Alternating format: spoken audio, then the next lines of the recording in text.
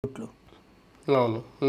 కాబట్టి అది ఎంత ఆపితే అంత బెటర్ అనే లెక్కనే ఉంటారు. అంటే నేను అనుకోవడం ఏంటంటే నాకు అనిపిస్తున్నదల్లా ఈ పథకాలకి మనం ఇంతకుముందే ఒకసారి మాట్లాడుకున్నాం. మేబీ అది వినుంటారు మన మీద కోపంతోనన్నా సరే.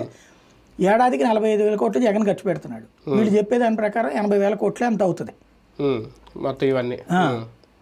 మన రాష్ట్రం బాగుపడాలి అని నిజంగా అనుకుంటే కనుక వచ్చేటటువంటి గవర్నమెంట్ సంక్షేమ పథకాలన్నీ ఆపేస్తే డబ్బులు పెడితే 45,000 కోట్లు అంటే ఏందండి, ఏడాది 15,000 కోట్లు లెక్కేసుకున్న బోల్డ్ అంత కదా అని చెప్పాను నేను మీకు ఇంతకుముందు. అదే ఇప్పుడు వీళ్ళు వాడుతున్నట్టున్నారు. ఓకే, ఇప్పుడు 45,000 కోట్లు 15,000 కోట్లు 20,000 కోట్లు వాడేసి మిగతా 25,000 కోట్లు ఆగింది అనుకోండి, ఇవన్నీ టర్న్ అయిపోయినాయి అనుకోండి అమరావతి మొత్తం. ఏం లేదు, నాకు అనిపిస్తున్నది ఏంటంటే మిగతా ఇవన్నీ సంక్షేమాలు ఇవన్నీ లాస్ట్ ఏడాది 2 ఏళ్లలో చూసుకొని సరిపోతుంది. మధ్య మధ్యలో అప్పుడొకటి చెప్పనిస్తుంటే సరిపోతుంటుంది.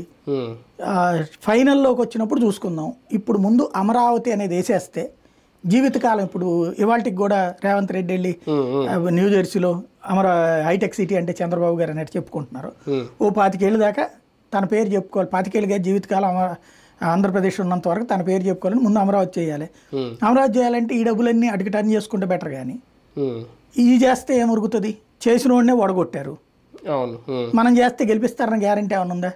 కానీ జనం కోరుకుంటుంది అమరావతి కోరుకుంటున్నారు, పోలవరం కోరుకుంటున్నారు. పోలవరం కేంద్రం కడుతుంది, అమరావతి మనం కట్టి ఇన్ఫ్రాస్ట్రక్చర్ ఏర్పాటు చేస్తే సరిపోతుంది అని భావిస్తున్నట్టున్నారు.